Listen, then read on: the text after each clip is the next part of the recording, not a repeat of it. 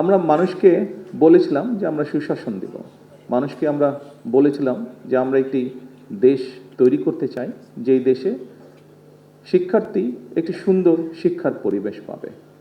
আমরা মানুষকে বলেছিলাম আমরা একটি দেশ তৈরি করতে চাই যেখানে নারী পুরুষ শিশু সকলে নিরাপদে রাস্তায় চলতে পারবে।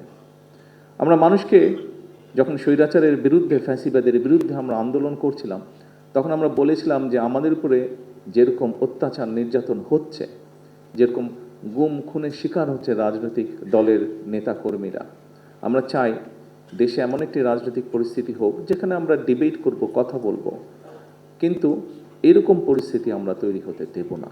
এরকম অনেকগুলো আমরা কথা বলেছিলাম। প্রিয় নেতৃবৃন্দ, যেই কথাটি বলছিলাম, যুদ্ধ একটি শেষ হয়েছে, এখন আরেকটি যুদ্ধ শুরু হয়েছে। কি সেই যুদ্ধ?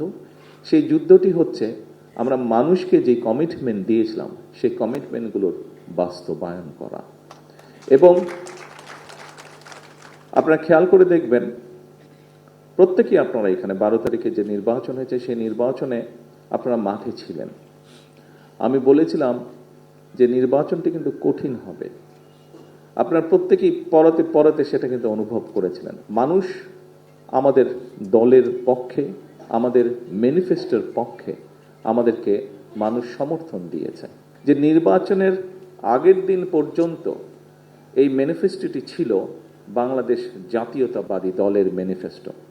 নির্বাচন হয়ে যাওয়ার পরে এবং ফলাফল বের হবার পরে, আমরা বিশেষ করে সরকার গঠন করার পরে এই ম্যানিফেস্টোটি আমাদের সরকারের তথা বাংলাদেশের জনগণের ম্যানিফেস্টোতে পরিণত হয়েছে।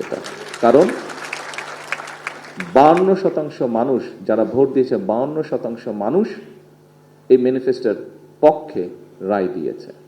কাজেই প্রিয় নেতৃবৃন্দ, আমাদেরকে এখন এই ম্যানিফেস্টোতে আমরা যা যা বলেছি আমাদের সর্বোচ্চ দিয়ে সরকারকে চেষ্টা করতে হবে এই ম্যানিফেস্টোর বাস্তবায়ন করার জন্য। কিন্তু সরকারটি গঠন হয়েছে, আমরা কি বলি, বিএনপি সরকার বলি, কিন্তু তাই নয় কি? আমরা বলি বর্তমান সরকার বিএনপি সরকার, অর্থাৎ সরকার ঠিকই আছে কিন্তু বিএনপি সরকার। সেজন্য বিএনপি যদি সহযোগিতা না করে অনেক ক্ষেত্রেই সরকার সফল হতে পারবে না।